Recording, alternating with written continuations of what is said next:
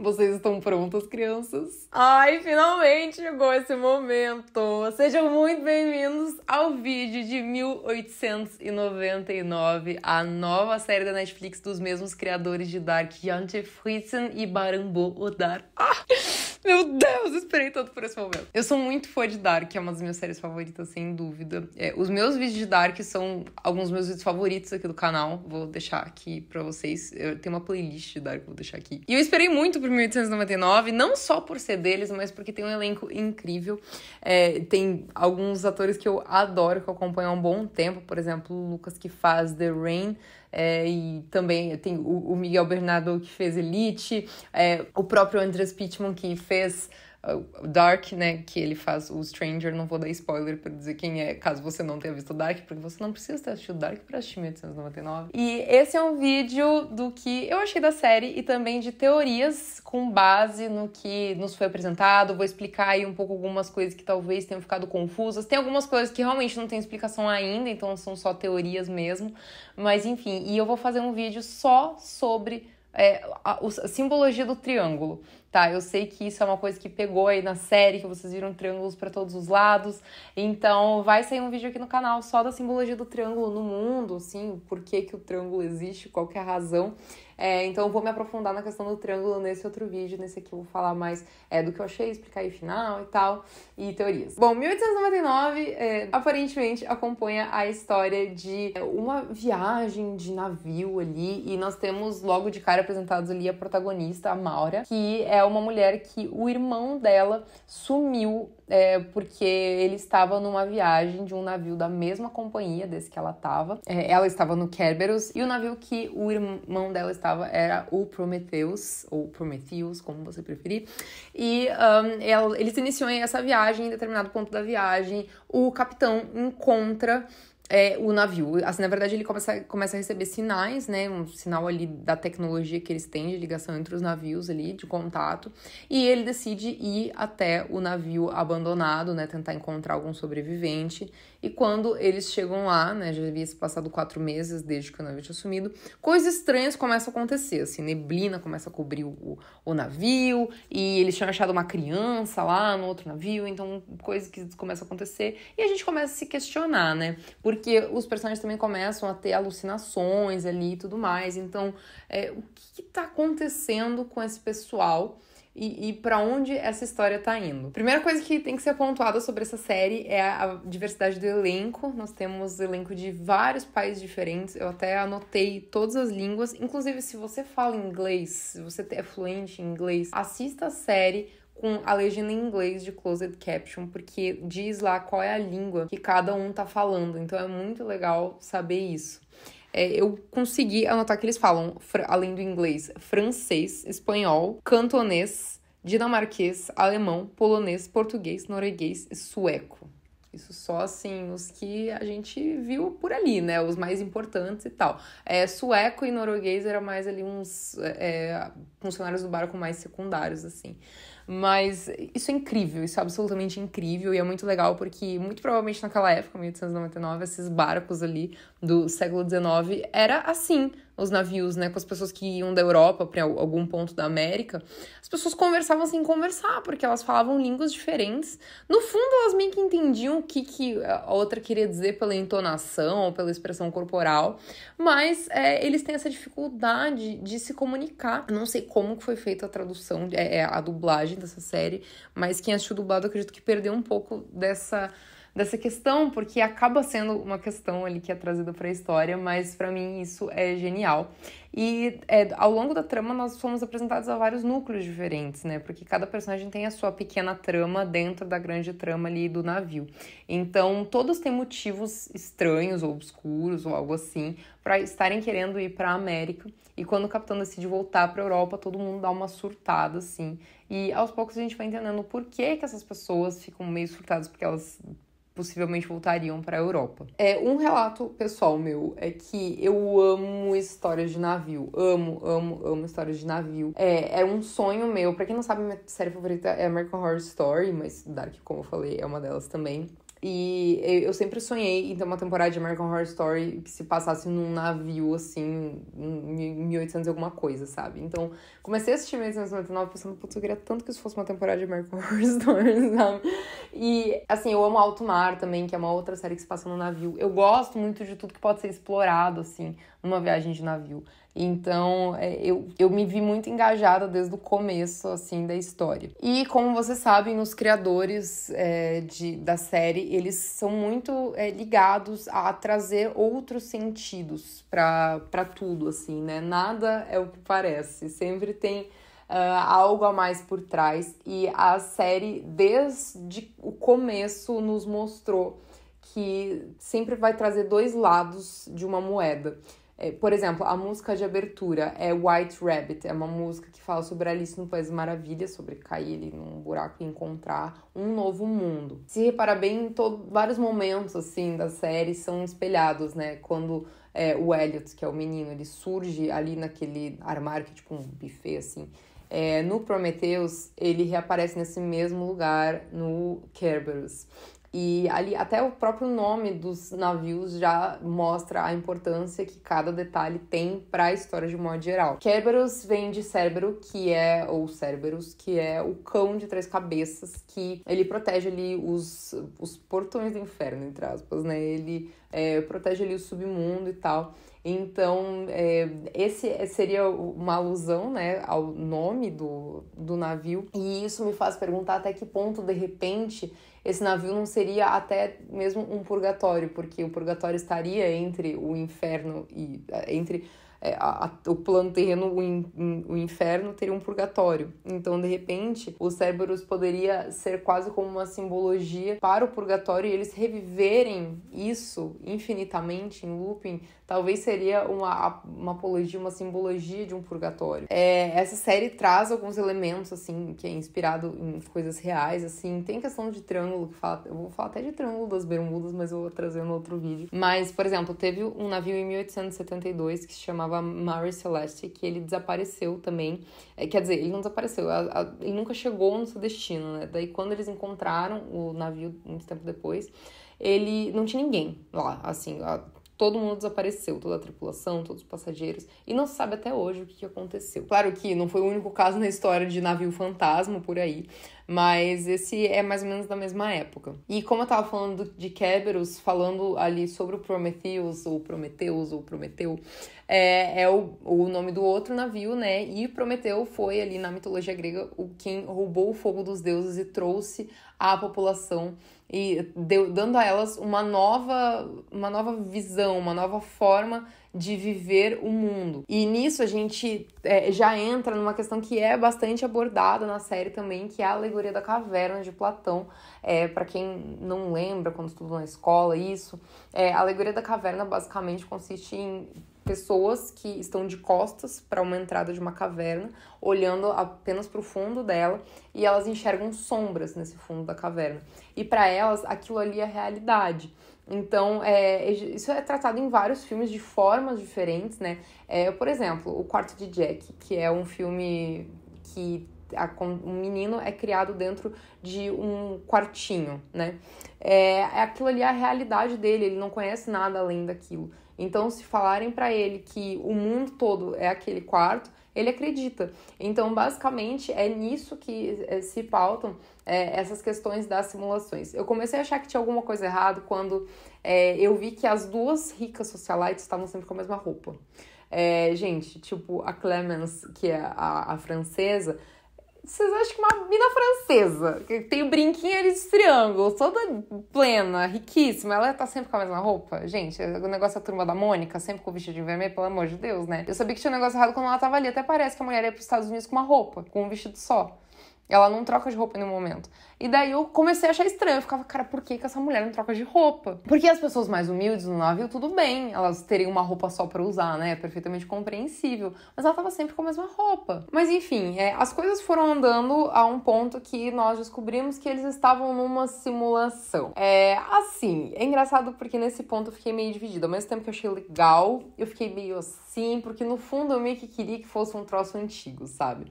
A gente sabe que eles trabalham muito com o 3, o número 3, né? Tanto eles trabalharam muito com isso em Dark, eles tinham a triquetra e agora eles têm um triângulo. Lembrando que aquele objeto que o Elliot anda pra lá e pra cá, que sai a pontinha pra encaixar a chave dentro, que seria ali um portal de saída, já vou falar melhor disso. Lembrando que aquilo ali não é uma pirâmide, gente, é um tetraedro, tá? Uma pirâmide tem uma base quadrada e um tetraedro tem todas as suas faces sendo um triângulo. Eu vi muita gente na internet falando, porque a pirâmide não sei o que, a pirâmide não sei o que, gente, não tem pirâmide. É tudo tetraedro, é tudo com triângulos. Mas como eu falei, eu vou falar mais sobre isso no vídeo de triângulos.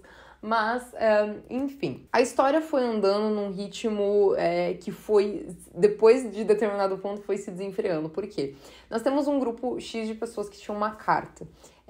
Tudo começou a desandar quando as pessoas começaram a se jogar ali pelo o guarda-corpo do navio, né? Ali um negócio de segurança. Eles começaram a se jogar por cima dali, enfim, pra dentro do mar. Só que nisso, o Daniel e o Elliot já estavam no navio e o Daniel ele já tava meio que tentando alertar que eles estavam numa simulação, ele tava tentando abrir os olhos da Amora e ela não acreditava, né? Ela não estava entendendo o que tinha acontecido.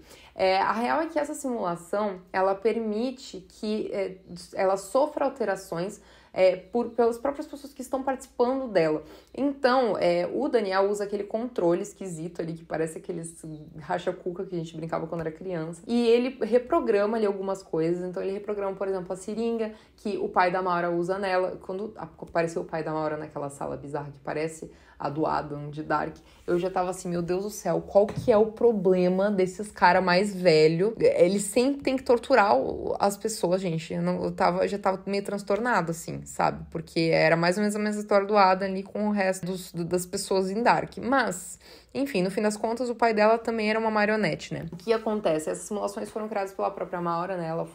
Ela queria saber quem que era criador, no fim das contas era ela própria, porque em determinado momento ali da vida real deles, o filho deles, né, da Maura e do Daniel, o Elliot, ele tava doente e ele tava piorando, então, pra mim, dá a entender que em algum momento ele morreu. Eles criam essa realidade ali, né, essa simulação, pra ter mais tempo com o menino, essa consciência ampliada, enfim. Se vocês separarem bem, o lugar que foi a primeira simulação deles, que é um quartinho, né, de criança, com vários brinquedos e tal, é feito embaixo de um túmulo, né, tem uma cruz ali, a entrada para esse lugar é um túmulo. Então, para mim, dá a entender que o Elliot já morreu e que a primeira simulação deles foi isso dali. E, por exemplo, a simulação do navio, a Maura criou ela e tudo mais. E tinha a chave de saída, né? Em todas as simulações, ela tem um negócio que ela mesma insere pra ter a chave para poder sair, que é o wake up, né? O acorde. E só que ela, como ela tinha apagado a própria memória, ela tinha esquecido onde ela tinha colocado essa chave de saída da simulação. Então, eles entraram num loop eterno, que a simulação terminava e recomeçava, terminava e recomeçava, terminava e recomeçava. Então, em algum momento, o Daniel percebeu que eles estavam nessa simulação, que eles estavam presos nessa simulação, e ele decidiu ficar no Prometheus, que tinha sido o navio anterior ali, e para tentar reencontrar eles depois, quando virou o Kerberos, né, que já era o outro navio. Não sabemos ainda se a simulação se repetiria novamente, seriam outros nomes de navios, ou se todas as vezes um Prometheus e um Kerberos, a gente ainda não sabe isso. Mas ele de alguma forma, por causa de algum glitch, algum problema, alguma coisa que ele viu de repente, que ele acabou conseguindo recuperar uma consciência ali dentro da simulação. E ele meio que descobriu que ele estava dentro de uma simulação, então ele e o filho ficaram, né, ali no navio e tal, conseguiram se esconder, esperaram aparecer o novo navio da simulação para conseguir entrar e falar para a Maura, né, que eles estavam numa simulação. Como eu falei, essas simulações que a Maura criou, elas permitem que as pessoas de dentro dela alterem, né, o que está acontecendo na simulação. Então ele alterou algumas coisas ali. E também tem um vírus ali entrando na simulação. Também ainda não foi explicado como que esse vírus entrou ali, se foi o próprio Daniel que colocou de alguma forma, se foi algo a mais que afetou, se é o irmão dela que ela estava buscando, e no fim das contas, ele supostamente é quem tomou controle de tudo. Então, até que ponto esse irmão realmente tomou controle? Se ele tomou controle, por qual motivo seria? Isso a gente ainda não sabe. E o principal, ela acordou em 2099 dentro de sei lá, um avião espacial, uma sonda espacial, um negócio gigante lá no espaço. Ali tem várias, assim, cabinezinhas com as pessoas que estavam, né, dentro do navio. Então, ali ela encontra, né, eles todos e ela vê uma mensagem na tela do irmão dela falando que, assim, né, bem-vinda à realidade. Até que ponto aquela ali é realmente a realidade ou é uma nova simulação? Quando a série foi chegando no final, antes de afirmarem 100% que era uma simulação, eu já tava começando, cara, como que eles vão fazer durar 3 temporadas esse negócio dentro do navio? Porque assim, como eu falei, eu sou muito fã de histórias de navio, mas às vezes acaba ficando meio maçante uma história se passando sempre no mesmo recinto ali, né? Então, até que ponto esse 2099 é uma simulação, é uma realidade mesmo? Será que não é outra simulação? Será que, de repente, eles não estão em 1999? Porque, assim, sempre tem essa coisa de 3, né? Então, eu acredito que vai ter ali um ciclo de 3 para completar. Se não vai ser 1999, vai ser, de repente, antes. Ele não vai ser intervalo de 100 anos, vai ser intervalo de 200 mesmo. Então, de repente, é 200 anos 1699. De repente, é 200 anos depois, 2299. Enfim, eu tenho curiosidade em saber, assim, como eles vão explorar essa pulada aí de tempo.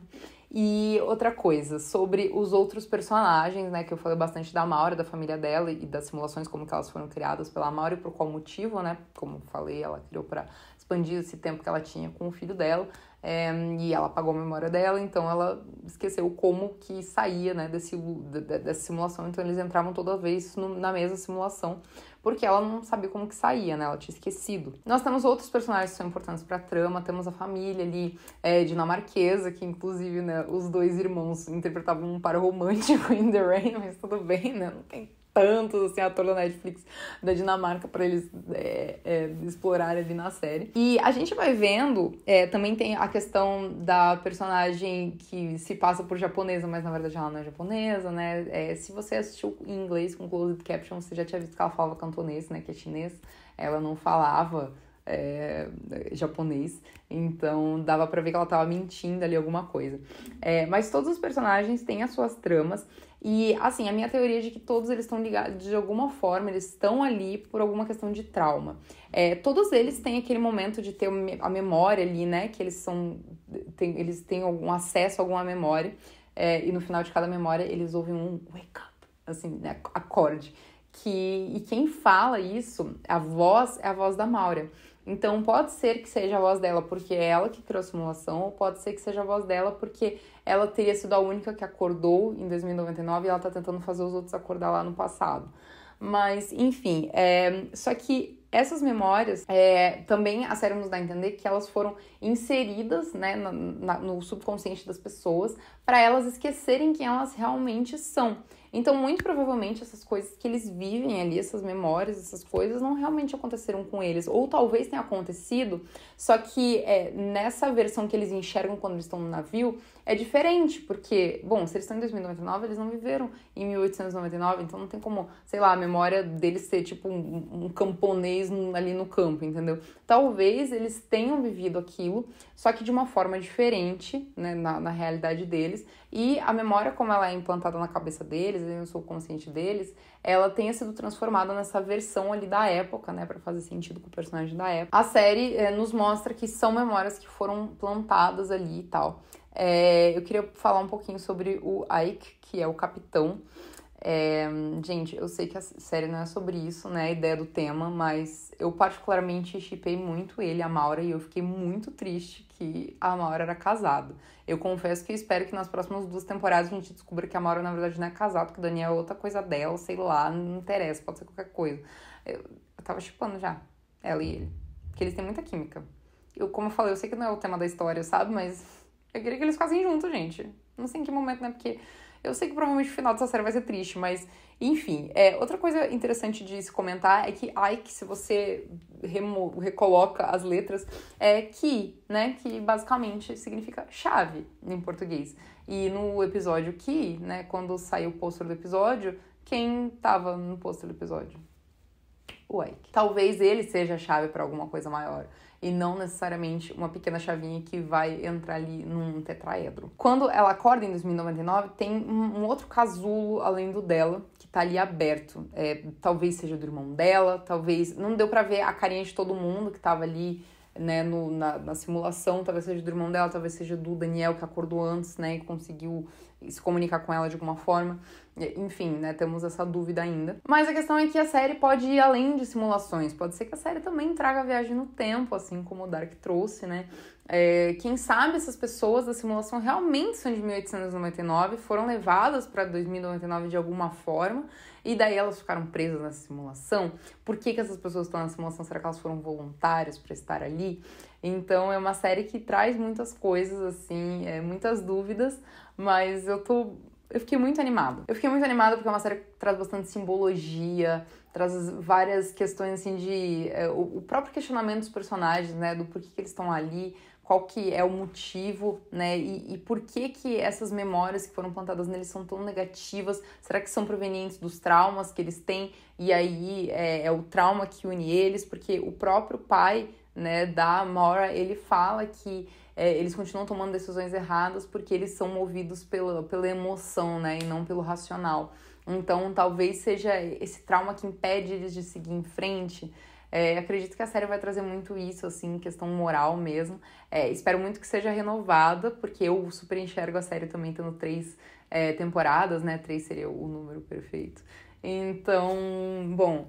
eu espero que eu tenha explicado um pouquinho melhor pra vocês como que surgiu a primeira simulação, caso vocês não tenham entendido ali com a série, qual foi a motivação da primeira simulação e, né, um pouquinho dos detalhes das inspirações ali. Os personagens em si todos trazem histórias fortes, né, só que, como eu falei, até que ponto esses portais ali que se abriam, né, dentro do próprio navio estavam levando para uma memória ou realmente para uma memória implantada, como a série dá a entender que é feito, né? Também quando começaram a aparecer esses portais ali dentro do navio, eu já tava, isso daí é uma simulação, porque não vai estar rolando esse negócio. Eu particularmente sou fã de histórias assim de universo paralelo. E eu acredito que isso é um tema que a Yanji e o Baran bo Odar podem abordar futuramente numa série. Quem sabe os 3 têm planos de fazer 3 séries pra Netflix, né, gente? Tipo, Dark 1899 mais uma pra ser ali. Vai que eles, né, são obcecados com essa coisa de 3, né? Nunca se sabe. Enfim, se a série for renovada, que eu espero que sim, podemos esperar que os personagens voltem, né? Como vocês sabem, quem morreu não morreu de fato, nem tudo é o que parece. Tem muitas coisas pra acontecer. Como eu falei, tem algumas coisas que nós não temos resposta ainda, né? Não tem muito como saber, tipo, qual é a motivação do irmão, sabe? De fazer isso. Não tem, né? De repente, nem existe esse irmão dela ali, sabe? De repente, ela inventou um irmão e ela tá dentro de outra simulação. Então, assim, quem sabe eu futuramente traga outro vídeo aí de teorias ainda, porque eu acho que vai demorar uma segunda temporada. Mas, enfim, espero que esse vídeo tenha ajudado vocês. Não esqueça de se inscrever aí embaixo e me acompanhar nas redes sociais, ajuda demais o meu trabalho se você faz isso, se você se inscreve aqui no canal, se você deixa seu like, me segue lá no Insta, enfim, ajuda muito, tá? Não esquece que eu vou trazer o vídeo ali dos significados dos triângulos e um beijo pra vocês e até a próxima.